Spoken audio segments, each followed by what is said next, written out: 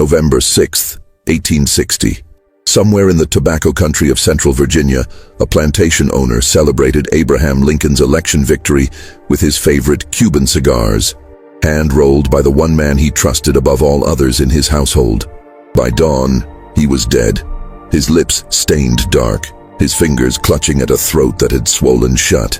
The local physician recorded it as apoplexy brought on by excessive celebration. The county records were sealed within a week. What the doctor's private journal revealed 70 years later would suggest something far more deliberate, far more calculated, and far more terrifying than anyone in that community could have imagined. Tonight, we uncover what really happened in that smoking room, and why 3 other men died the exact same way before anyone connected the deaths to the one person present at every celebration. Before we continue with the story of what happened in Buckingham County that election night, I need you to do something. If you're listening from Virginia, North Carolina, Kentucky, or anywhere in tobacco country, leave a comment telling us what state you're from. This story touches every corner of the South, and I want to know how close you are to where this happened. And if you haven't subscribed yet, hit that button now, because stories like this, buried for over a century, are exactly what we uncover on this channel. The truth about that November night didn't emerge all at once. It came in fragments, whispered confessions, burned letters discovered decades later, and one leather-bound journal that should have been destroyed but wasn't. Buckingham County, Virginia, in the autumn of 1860, was a patchwork of rolling hills blanketed in tobacco plants, their broad leaves turning gold as harvest season approached its end. The county sat in the heart of Virginia's tobacco belt, where fortunes were built on the backs of enslaved labor, and the quality of a man's crop determined his standing in society. The soil here was rich, dark, and fertile. The air perpetually carried the sweet, earthy scent of curing tobacco from the barns that dotted the landscape. The Haverford Plantation sprawled across 1,200 acres of prime farmland, bisected by the Willis River and bordered by dense forests of oak and pine. The main house stood on a gentle rise, a 3-story Georgian manor with white columns and black shutters, surrounded by magnolias and flowering dogwoods. Behind it stretched the quarters where nearly 90 enslaved people lived, a small village unto itself with its own rhythms, its own whispered conversations, its own carefully guarded secrets. Colonel Marcus Haverford owned this domain with an iron fist wrapped in velvet gloves. At 53 years old, he cut an imposing figure, tall and broad-shouldered, with silver threading through his dark hair and sharp blue eyes that missed nothing. He'd earned his military title during the Mexican War, where he'd served with distinction and developed a taste for the finer things that military pay could never satisfy. His marriage to Catherine Pembroke, daughter of a Richmond tobacco merchant, had secured both his fortune and his social position. The colonel prided himself on being a progressive plantation owner. He didn't use the whip as freely as his neighbors.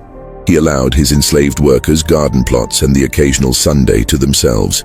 He even permitted some to learn trades beyond field work, though reading and writing remained strictly forbidden. These small mercies, he believed, made him enlightened.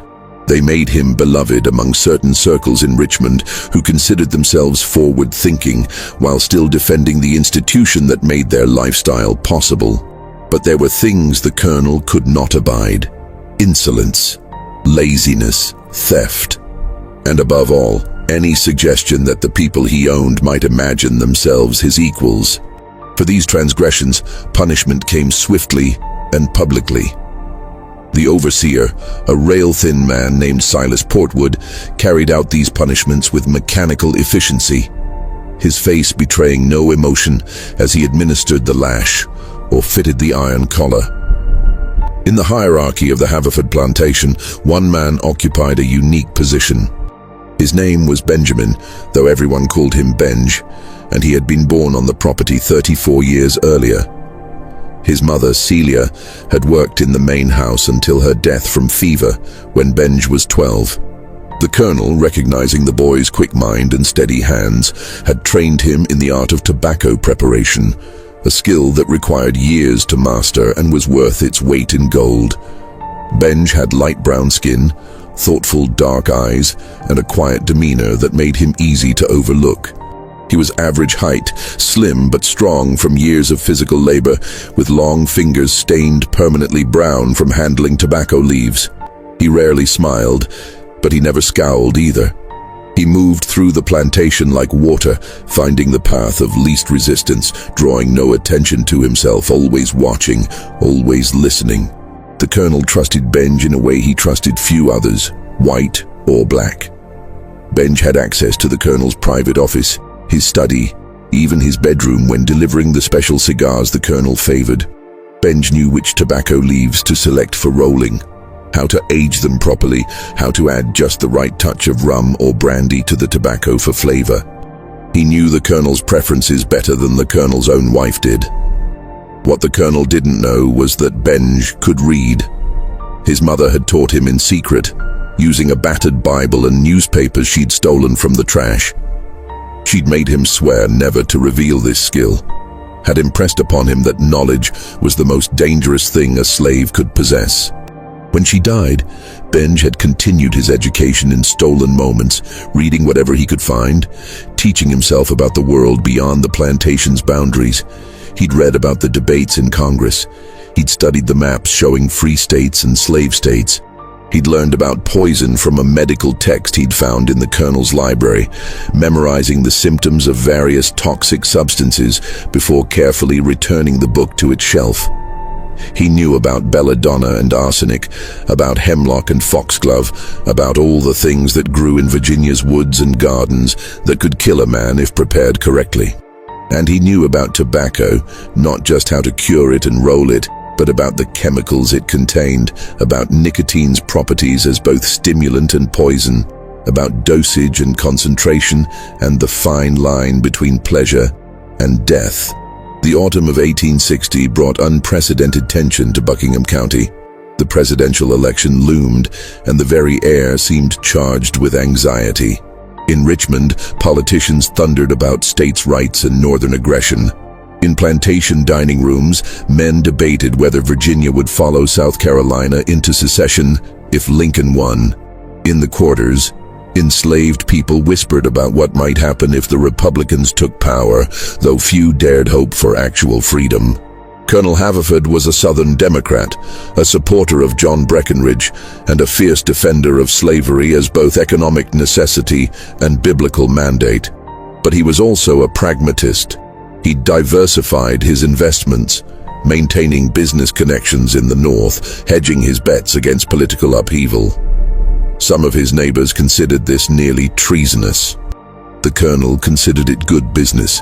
He hosted a dinner party 2 weeks before the election, gathering a dozen of the county's most prominent men to discuss strategy. Benj served the meal and poured the wine, his face a mask of respectful attentiveness, while his ears captured every word. They talked about mobilizing voters, about intimidation tactics for those who might support the Republicans, about contingency plans if Lincoln won. One man, a lawyer named Sutherland, suggested that Lincoln's election might be the spark that lights the powder keg of Southern independence. The colonel disagreed. Lincoln's election means nothing without congressional support.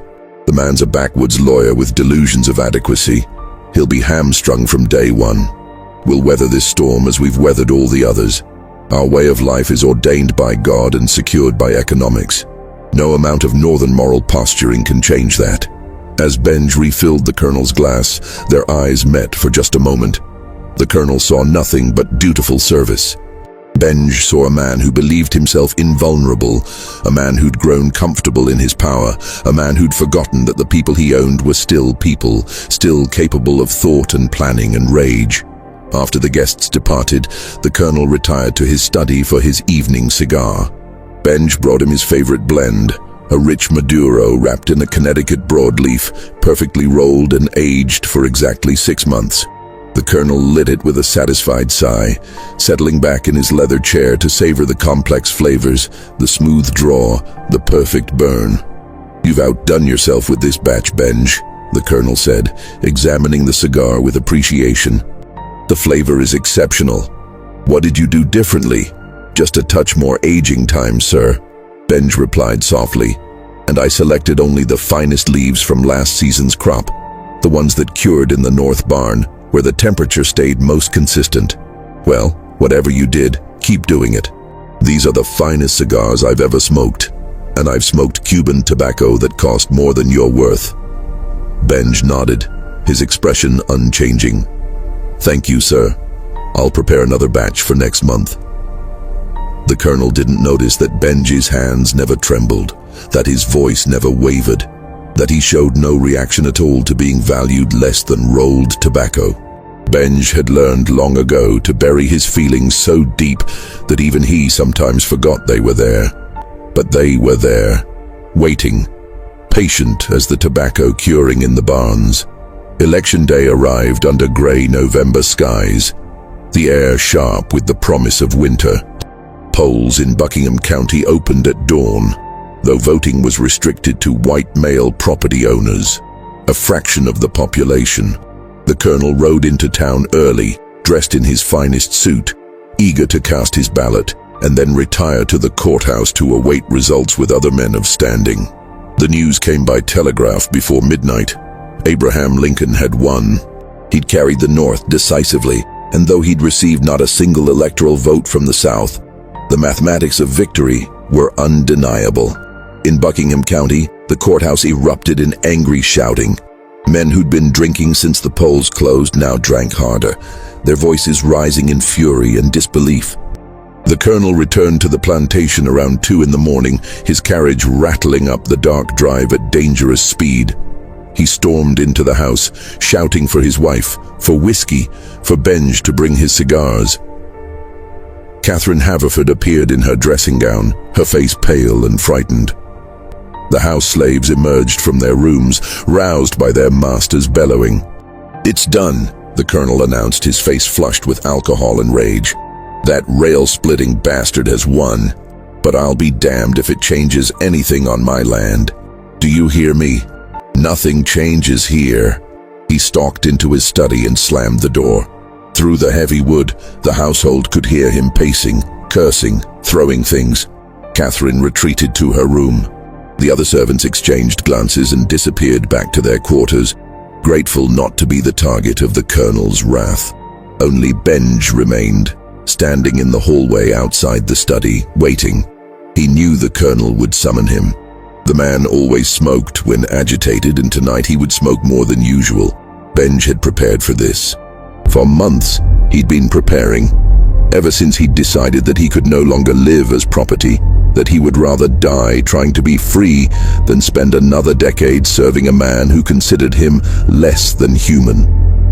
The preparation had been meticulous. Benj had access to the tobacco stores, to the curing barns, to every step of the cigar-making process. He'd studied the medical text carefully, learning exactly how much concentrated nicotine extract could be absorbed through the mucous membranes of the mouth and throat before it became lethal. Too little, and the colonel would merely become ill. Too much, and death would come so quickly that suspicion would be inevitable. The key was patience. Gradual exposure, building up over time so that symptoms could be attributed to natural causes or stress. Benj had been lacing the colonel's cigars for 3 months, using extract rendered down from the stemmed tobacco stems and the lowest quality leaves, the parts normally discarded. He'd mixed it with the rum used for flavoring, applied it to the wrapper leaves, incorporated it into the binding. The doses had been small at first, barely perceptible. The colonel had experienced occasional nausea, some dizziness, but nothing alarming. Nothing that couldn't be blamed on rich food or too much wine. Benj had watched carefully, adjusting the dosage, learning how the colonel's body responded, finding the threshold. Tonight would be different. Tonight, with the colonel already compromised by alcohol and rage, with his heart racing and his blood pressure elevated, Benj would give him the special cigars he'd prepared for this occasion. The ones with 5 times the normal concentration. The ones that would finish what 3 months of careful poisoning had begun. The study door opened. The colonel stood framed in lamplight, his cravat loosened, his eyes wild. "Benj, where the hell are you? Bring me my cigars, the whole box, and brandy, the good French brandy." "Yes, sir," Benj replied, his voice steady. "Right away, sir." He walked to the colonel's private closet where the best cigars were kept in a humidor, a beautiful wooden box with Spanish cedar lining that maintained the perfect environment. Benj had prepared 2 boxes of cigars that looked identical to the colonel's usual favorites. One box contained cigars with his standard preparation. The other contained the cigars that would kill the colonel before dawn.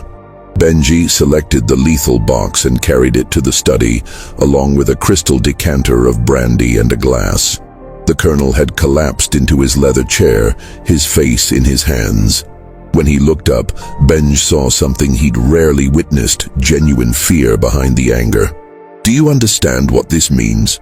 Benj the colonel asked, his voice hoarse. "That man Lincoln wants to destroy everything we've built here. He wants to tear down the entire social order, the very foundation of civilization." "It must be very troubling, sir," Benj said, setting down the box and pouring brandy. "Troubling, it's catastrophic. There will be war, mark my words. And when it comes, every man in Virginia will have to choose a side." The colonel took the brandy glass and drank deeply. "But not tonight. Tonight, I'm going to smoke and drink and try to forget, for a few hours, what's coming." He opened the cigar box and selected one, examining it with bleary appreciation. "At least I still have these. At least I still have the best tobacco in Virginia, and a man who knows how to prepare it properly." He lit the cigar and drew deeply, his eyes closing in momentary pleasure. Benj stood quietly by the door, watching. The colonel smoked steadily, working through the first cigar in less than 20 minutes, before immediately lighting a second. He drank more brandy. He ranted about northern aggression, about states' rights, about the Constitution. His words became increasingly slurred, his movements less coordinated. "You're a good Negro, Benj," the colonel said at one point, his eyes struggling to focus. "I've always treated you fairly. Haven't I given you important work? Trusted you with responsibilities? You're grateful for that, aren't you?" "Yes, sir," Benj replied.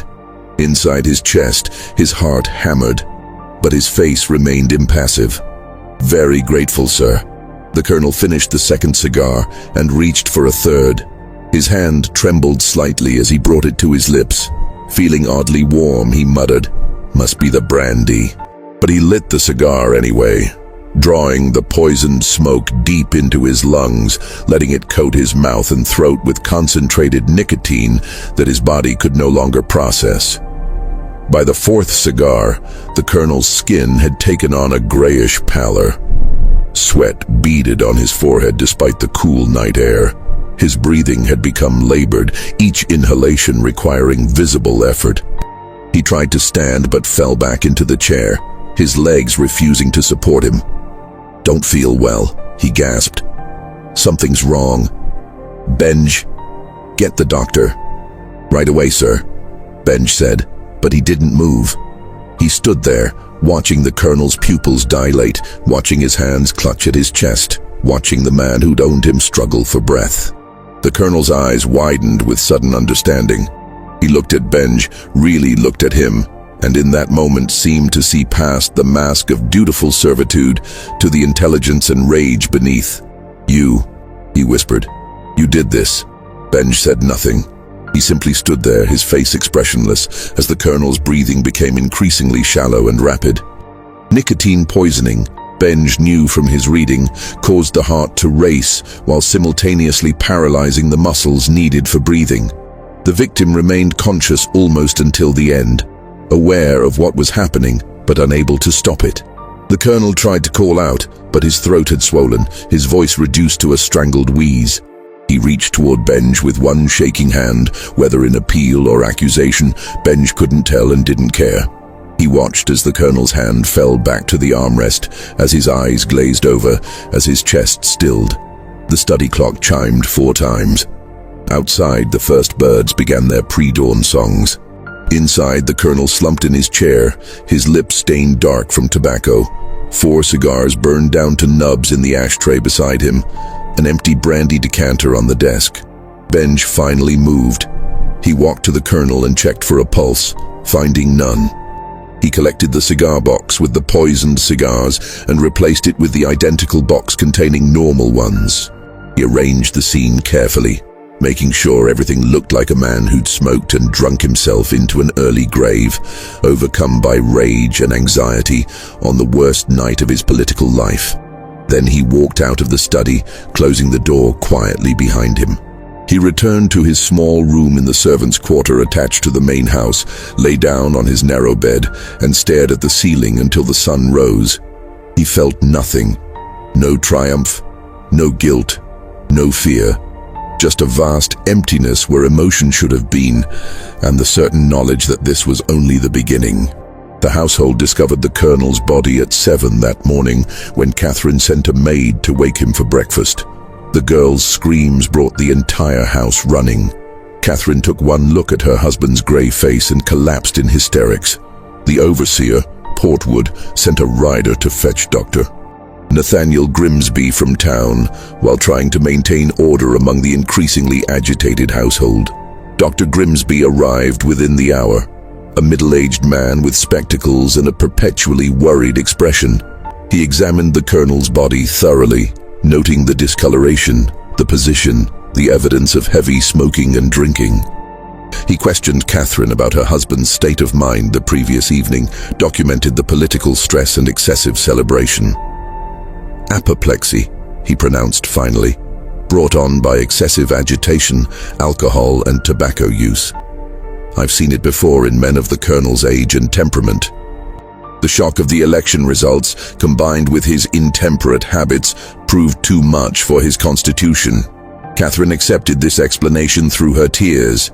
The servants accepted it because they had no choice. The neighbors who came to pay their respects accepted it because it fit their understanding of how the world worked.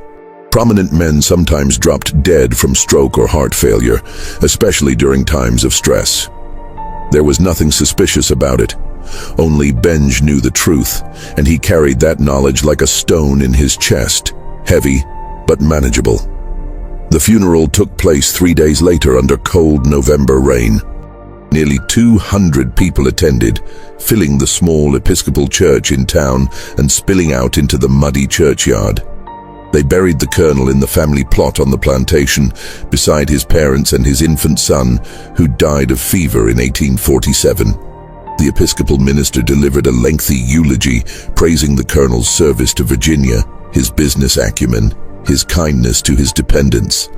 Benj stood in the back with the other house servants, his head bowed respectfully, listening to the minister describe a man he'd never known.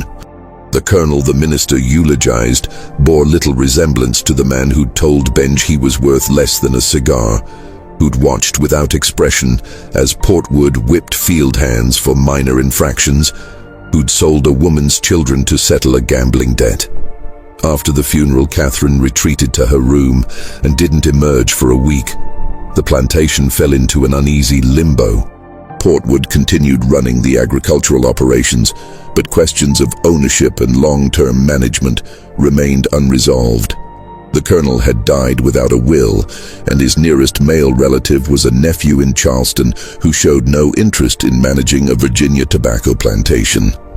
The weeks following the funeral brought a strange, suspended atmosphere to the Haverford plantation. Work continued in the fields and barns, but without the colonel's driving presence, everything moved more slowly. Catherine remained closeted in her rooms, seeing no one but her personal maid.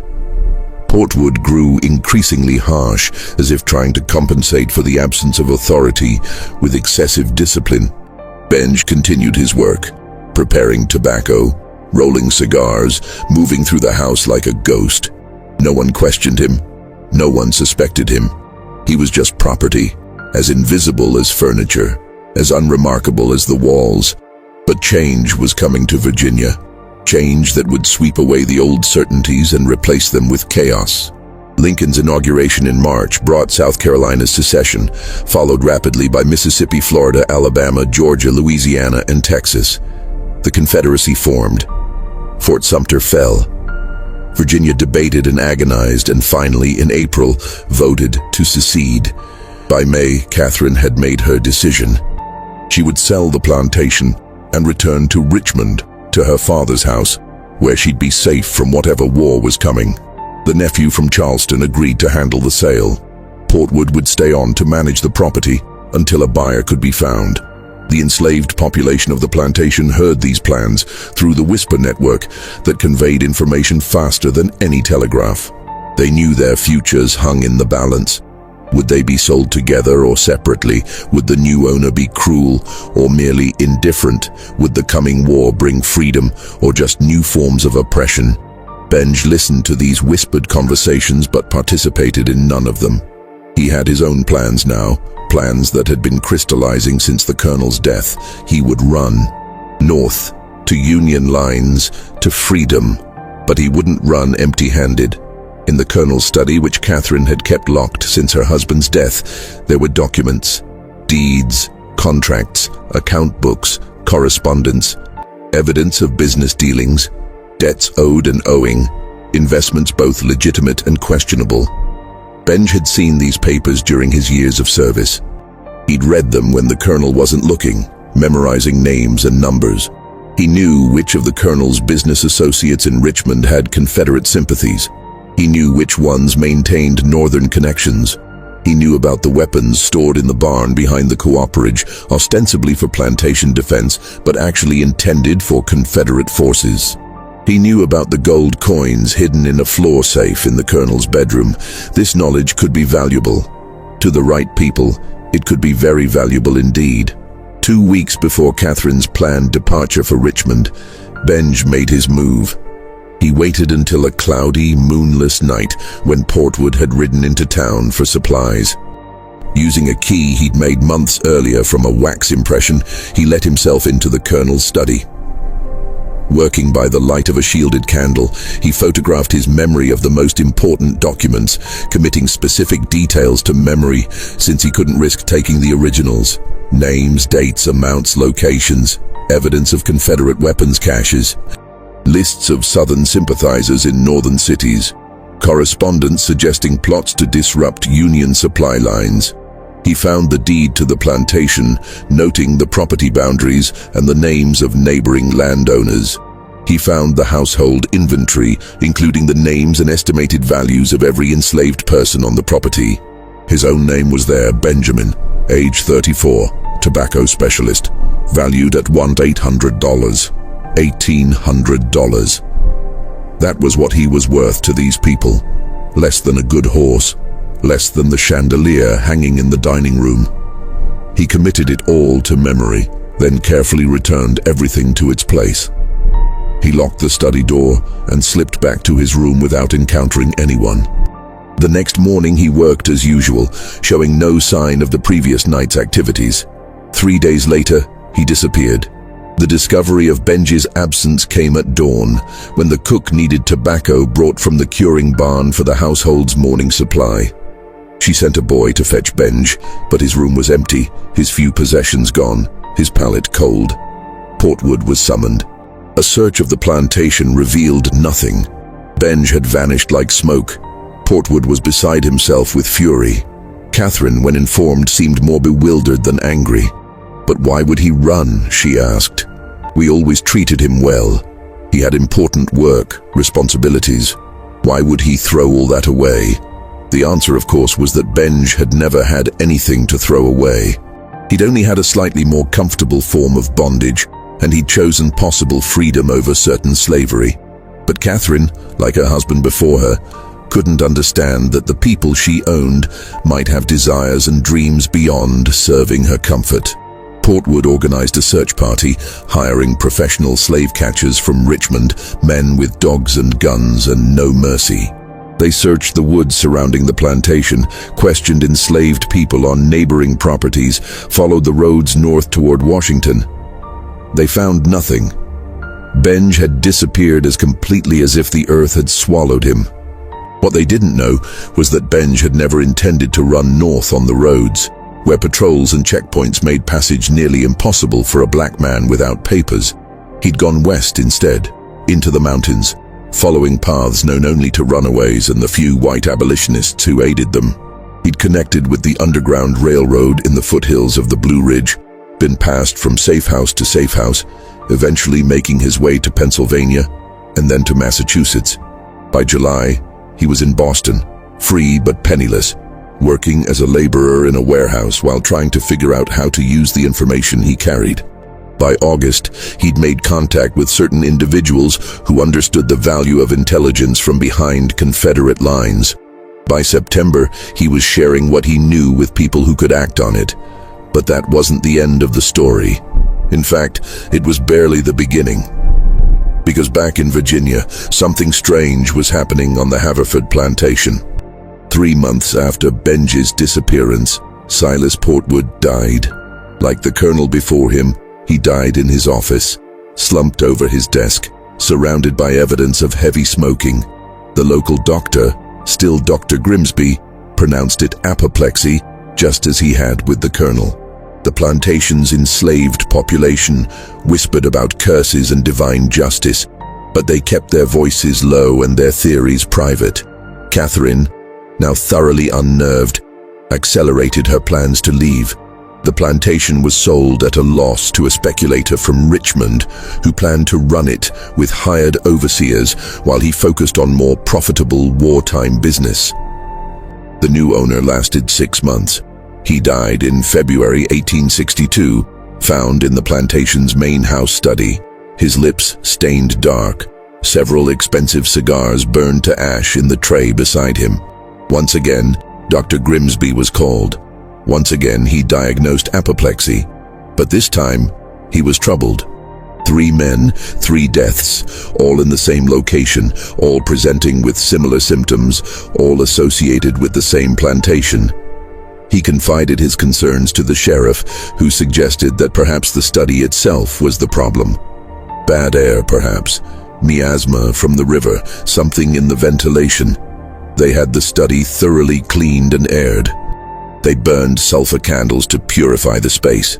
They brought in a builder to check the walls and floors for rot or mold. They found nothing unusual, just a well-appointed room with book-lined shelves, a large desk, comfortable chairs, and a persistent smell of tobacco smoke that no amount of cleaning could eliminate. The property changed hands twice more during the war, each time at a lower price. Neither owner lived there long. One sold quickly, citing business opportunities elsewhere. The other died, though this time in his own home in Richmond, rather than on the plantation itself. The doctor who attended that death noted symptoms consistent with chronic nicotine poisoning, but couldn't determine the source. By 1863, the Haverford Plantation had acquired a reputation. People in Buckingham County spoke of it as cursed, as a place where death lingered in the very walls. The enslaved population had been sold off and scattered to other properties. The fields went unplanted. The house stood empty, its windows dark, its doors locked. Dr. Grimsby, troubled by the pattern of deaths, began keeping detailed notes in his private journal. He documented each case, noting similarities and differences, searching for a pattern that made medical sense. He never found one, at least not one he could prove. But he had his suspicions. In an entry dated March 15, 1863, he wrote, "I am increasingly convinced that the deaths at the Haverford property are not natural, though I cannot determine the mechanism. All victims were smokers of expensive cigars. All died with similar presentations: rapid heartbeat, difficulty breathing, gray pallor, dilated pupils. The symptoms are consistent with nicotine poisoning, but at concentrations that should not be possible from ordinary tobacco use. Could the cigars themselves have been deliberately tainted, but by whom and when? The original victim, Colonel Haverford, kept his cigars locked away. Only his most trusted servants had access. I am left with an impossible conclusion that one of his servants somehow learned to weaponize tobacco, using the Colonel's own vice against him. But how, and more troublingly, if this was murder, What happened to the other victims? Did the poisoner return? Or did he leave something behind? Some cache of tainted cigars that continued to kill long after his departure. Grimsby never published these suspicions. The war was raging, and he had more immediate concerns than mysterious deaths on an abandoned plantation. He treated wounded soldiers, delivered babies, and tried to keep his community alive through years of deprivation and occupation.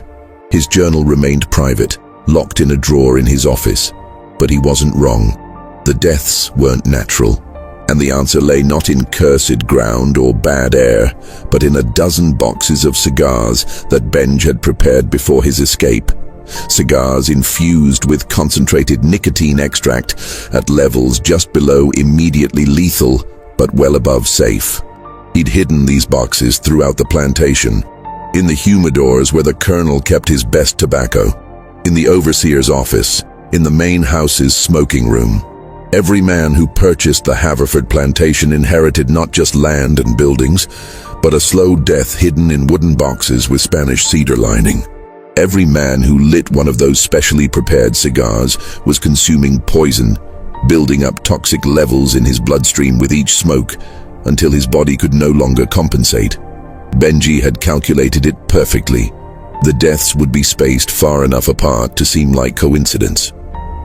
The symptoms would match known natural causes, and by the time anyone suspected murder, he would be long gone, impossible to find, impossible to prosecute.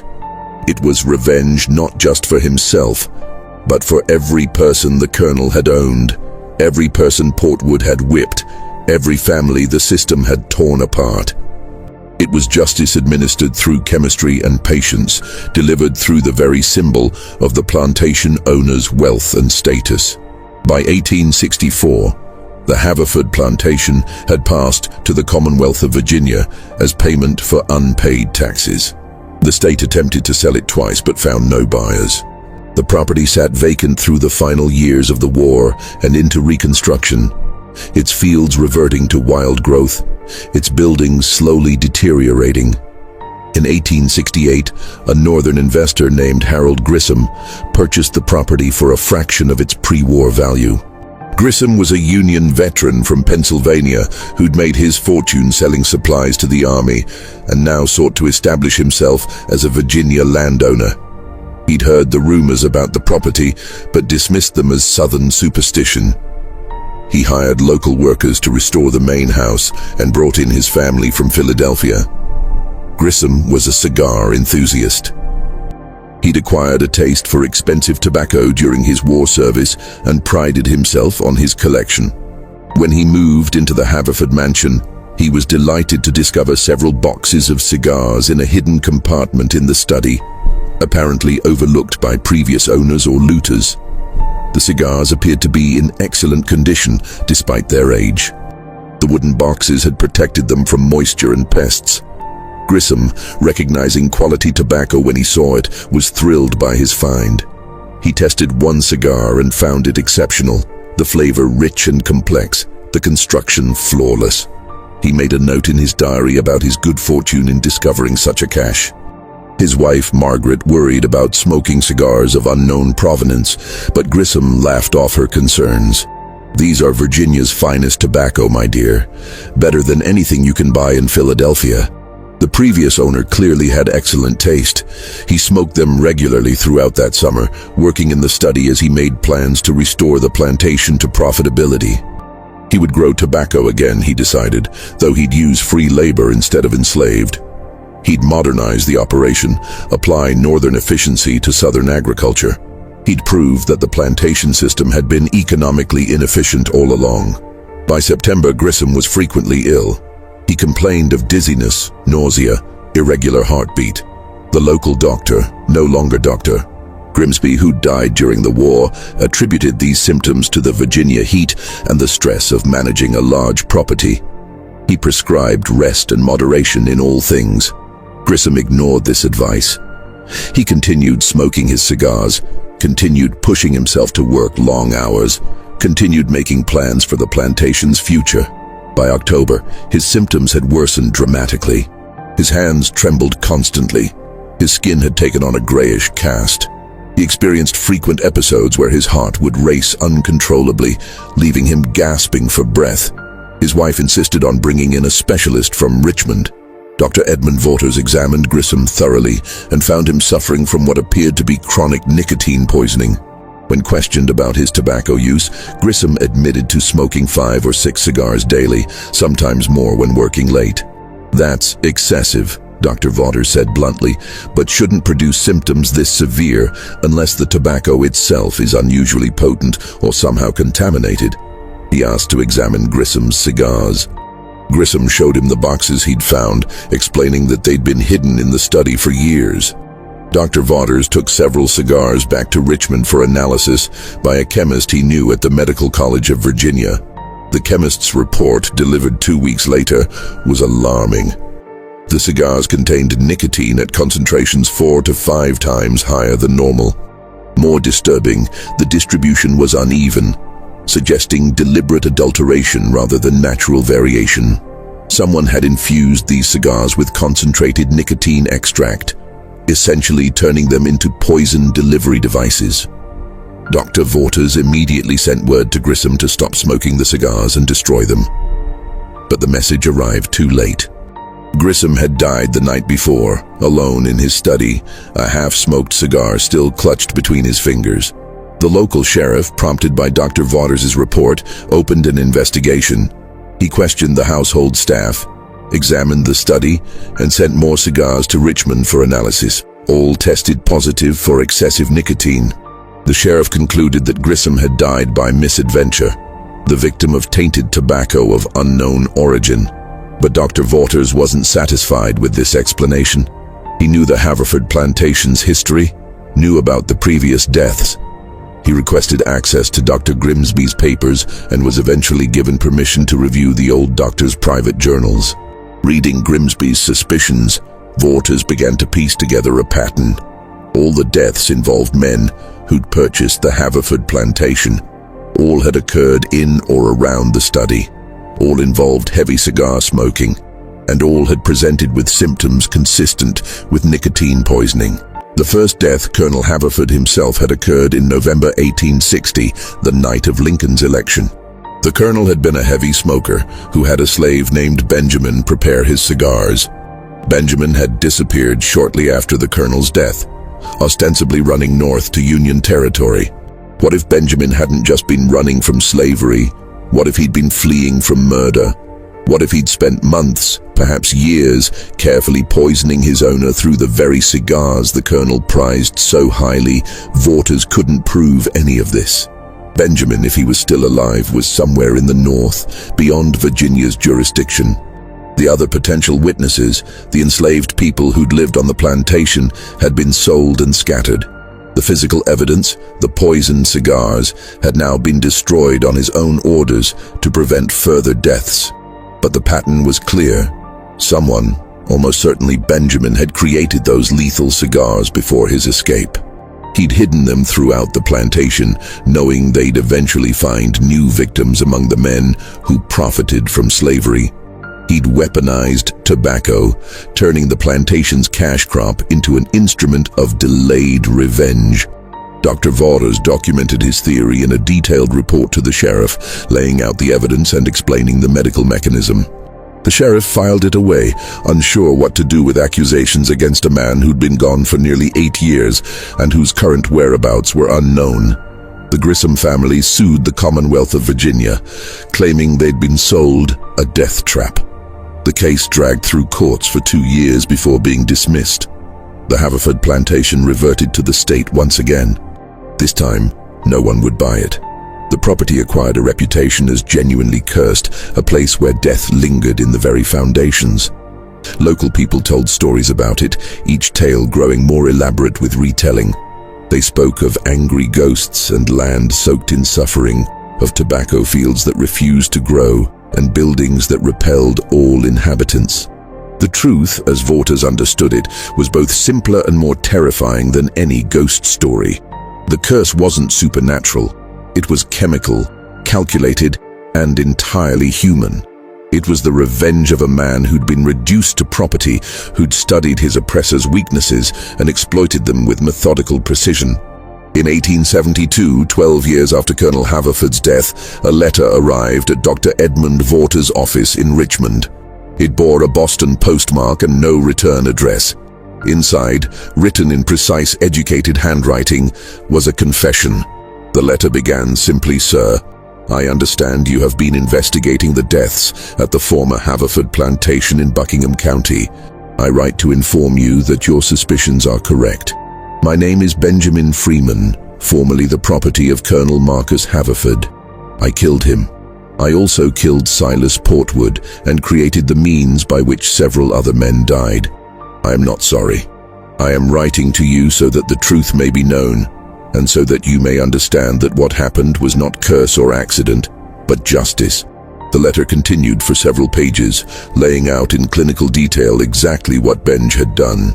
He described his years of study, learning to read in secret, educating himself from stolen books. He explained his discovery of nicotine's properties as both stimulant and poison, his experiments with concentration and dosage, his careful testing to find the threshold between illness and death. "I began with small doses," the letter read, "mixed into the Colonel's cigars over a period of months. He would feel mildly unwell but attribute it to other causes. His body was building up a tolerance, but also accumulating damage to his heart and nervous system. By election night, he was already compromised. The heavily dosed cigars I prepared for that evening were merely the final blow to a system already weakened."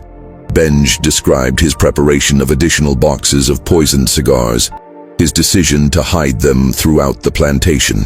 "I knew the property would be sold," he wrote. "I knew other men would come, men who saw profit in the land where I and others had suffered. I left them gifts. Boxes of the finest tobacco, aged and rolled to perfection, infused with concentrated death. Whoever found them would think themselves fortunate.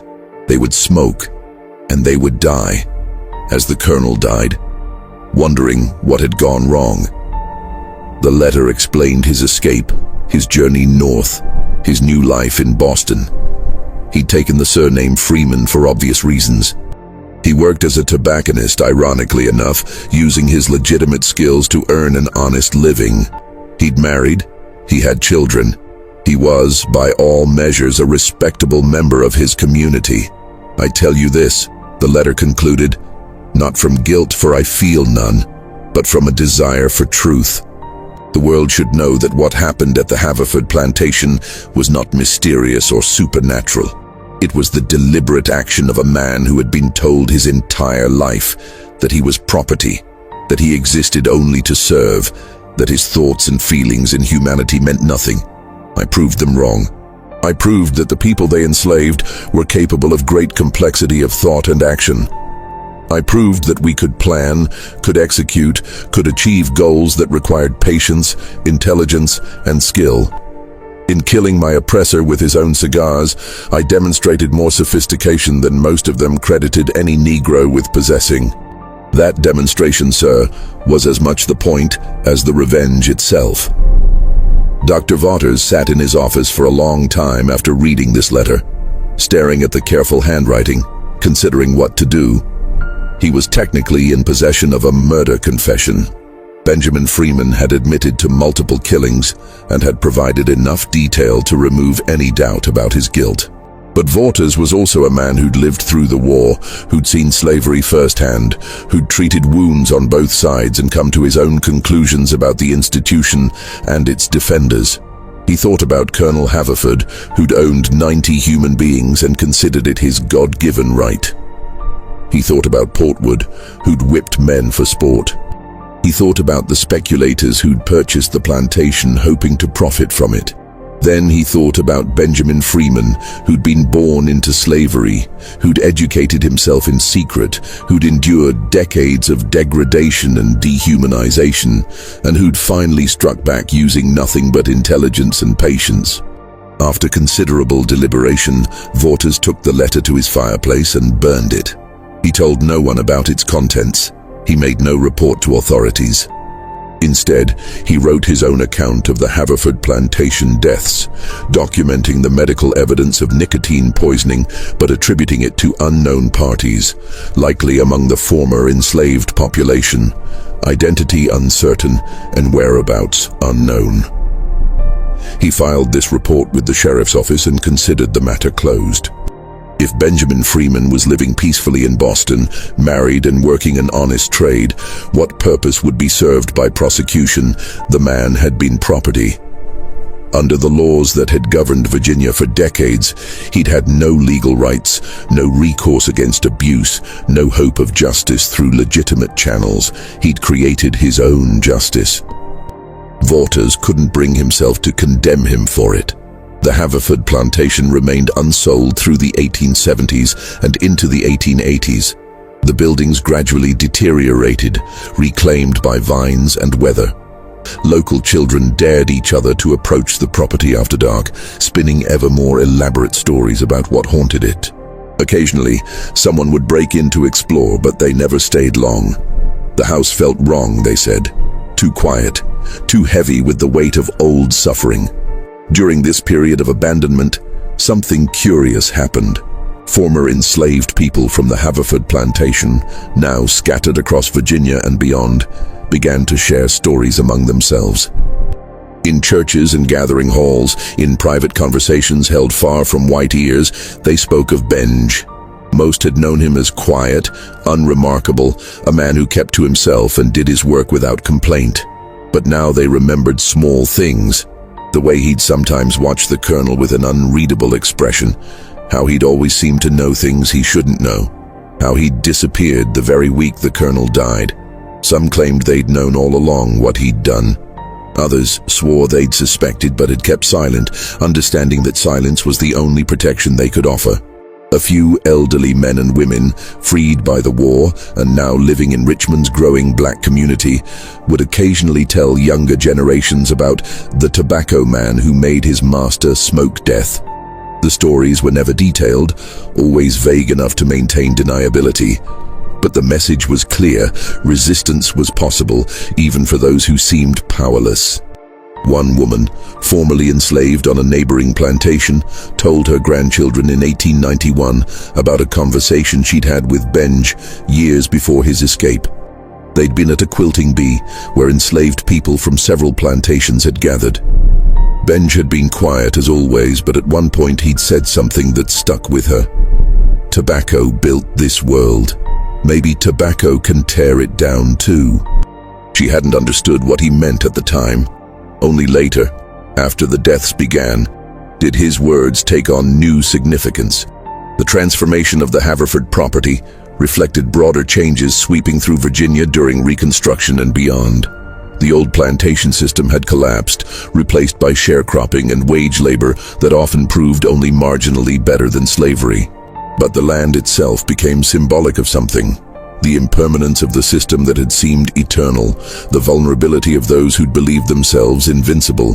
By the time the main house burned in 1889, attitudes toward the property had calcified into superstition and avoidance. No developer would touch it. No farmer wanted to build near the old house site. The very ground seemed tainted, though of course it was memory that poisoned the land, not anything in the soil itself. The stories grew more elaborate with each telling. Lights seen in windows of the ruined house, phantom smells of tobacco smoke drifting through empty rooms, the sound of footsteps pacing the study where so many had died. What no one discussed openly, but many understood privately, was that the curse on the Haverford Plantation was the curse of slavery itself. The property had been built on human suffering, maintained through violence and degradation, and when that foundation crumbled, everything built upon it collapsed as well. The deaths of the white men who'd tried to profit from it seemed like justice to some, coincidence to others, but everyone agreed the place was better left abandoned. In 1896, 2 years after Benjamin Freeman's death in Boston, a black newspaper in Richmond published a cryptic obituary notice that had been submitted anonymously. It read, "Benjamin Freeman, formerly of Buckingham County, died in Boston at age 68. He was a tobacconist of great skill, known for the care he took in his craft. He leaves behind a wife, 3 children, and a legacy that some will understand and others will never comprehend. May he rest in the freedom he earned. The notice generated no comment from white newspapers, but it was quietly reprinted in black publications across Virginia and as far north as Philadelphia. The land itself was eventually subdivided and sold to various farmers who planted corn and wheat instead of tobacco. None of the new owners built on the original house site. They all chose different locations, as far from the old center of the plantation as possible. The original boundaries were forgotten. The memory of what had happened there faded into local legend, another ghost story among many. Dr. Edmund Waters died in 1895, taking his knowledge of Benjamin Freeman's confession to his grave. His papers were donated to the Medical College of Virginia, where they sat unexamined in archives for decades. Dr. Grimsby's journals ended up in the possession of a local historical society, catalogued but unread. It wasn't until the 1930s that a researcher examining pre-Civil War medical records stumbled across both sets of documents and recognized their connection. By then, everyone involved was long dead. Benjamin Freeman, if he'd survived to old age, would have been over 100 years old. The researcher published a brief article in a regional history journal speculating about the strange pattern of deaths at the Haverford plantation, but offering no definitive conclusions. The truth remained hidden in plain sight, buried in old journals and archived letters, waiting for someone to piece it together. That finally happened in 1958, when a graduate student at the University of Virginia, researching plantation life in Buckingham County for her dissertation, found Waters' unpublished account among his papers. The account mentioned a letter from someone named Benjamin Freeman, but didn't include the letter itself, which Waters had destroyed. Intrigued, the student cross-referenced the name with Boston city directories from the 1870s and 1880s. She found a Benjamin Freeman listed as a tobacconist on Beacon Street, married to a woman named Harriet, with 3 children. The business had operated successfully for over 20 years before Freeman's death in 1894 at the age of 68. Further research uncovered a brief obituary in a Boston newspaper, describing Freeman as a respected member of the community, a deacon at his church, a skilled craftsman known for the quality of his tobacco products. The obituary made no mention of his birth in slavery or his origins in Virginia.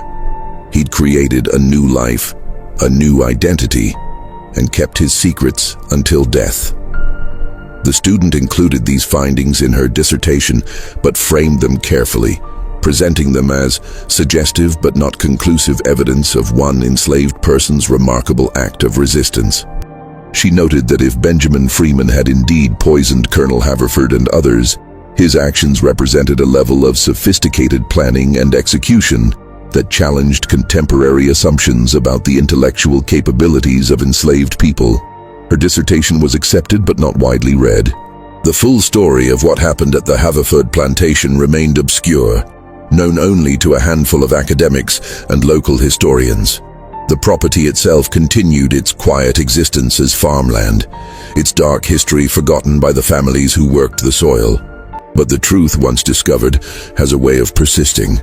In the 1980s, another researcher working on a book about slave resistance in Virginia found the graduate student's dissertation and recognized its significance. She investigated further, finding additional evidence in shipping records that showed Haverford importing Cuban tobacco and in account books that documented the plantation's cigar production. She published a book in 1992 titled Poisoned Tobacco, Benjamin Freeman and the Haverford Plantation Murders. The book presented the full story, drawing on all available documentation, including excerpts from Grimsby's and Waters' journals. It generated some academic interest and a modest amount of controversy, with some scholars questioning whether the evidence was sufficient to prove Freeman's guilt. But to most readers, the truth was self-evident. Benjamin Freeman had been born into slavery, had endured 34 years as property, had educated himself against all odds, and had finally struck back at his oppressor using intelligence, patience, and the very crop that made Virginia wealthy. He'd turned tobacco, the foundation of the plantation economy, into a weapon of resistance and revenge. He'd killed not just one man, but several, not through passion or violence, but through calculated poisoning that mimicked natural causes. He'd escaped to freedom and built a successful, respectable life, never once betraying through word or deed what he'd done or what he was capable of doing.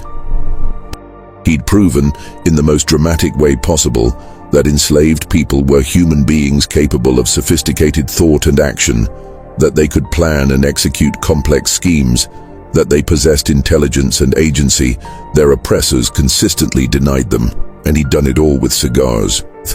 The tobacco that represented Virginia's wealth, that funded the plantation system, that was produced through enslaved labor, became the instrument of that system's destruction, at least in one small corner of Buckingham County. The masters smoked their own downfall, literally inhaling the concentrated essence of their crime. Benjamin Freeman lived free for 34 years, exactly the same number of years he'd spent enslaved. He died in his bed, surrounded by family, his secrets intact. He was buried in a Boston cemetery under a simple headstone that read, "Benjamin Freeman, 1826-1894, beloved husband and father, now at rest." The Haverford plantation is farmland now, divided among several owners, its dark history known only to academics and local historians. The buildings are gone. The tobacco barns have collapsed. The quarters where 90 people once lived in bondage have returned to forest, but the land remembers. The soil that was enriched with blood and sweat and tears remembers. And somewhere in the archives, in journals and letters and research papers, the truth remains, waiting to be discovered again by each new generation that asks what really happened on that election night in November 1860, when a slave killed his master with poisoned cigars and walked away into freedom. Final CTA, Integrada Naturalmente Narrativa. This is the story of Benjamin Freeman, tobacconist, deacon, father, and murderer. It's a story about revenge and resistance, about intelligence and patience, about a man who refused to accept his status as property and did something about it. Whether you see him as villain or hero depends on where you stand, but his actions remain undeniable. He turned the symbol of his oppression into the instrument of his liberation, proving that even the most powerless could strike back if they were clever enough, patient enough, and willing to accept the consequences. What do you think of this story? Do you believe Benjamin Freeman was justified in what he did? Or do multiple wrongs never make a right, even in the context of slavery? Leave your thoughts in the comments below. If you found this story as compelling as I did while researching it, hit that like button, share it with friends who appreciate dark historical mysteries, and subscribe to make sure you never miss another untold story from America's troubled past. There are more secrets buried in the archives, more forgotten truths waiting to be uncovered. Join me next time as we dig deeper into the shadows of history. Until then, remember, the past is never really dead. It's not even past.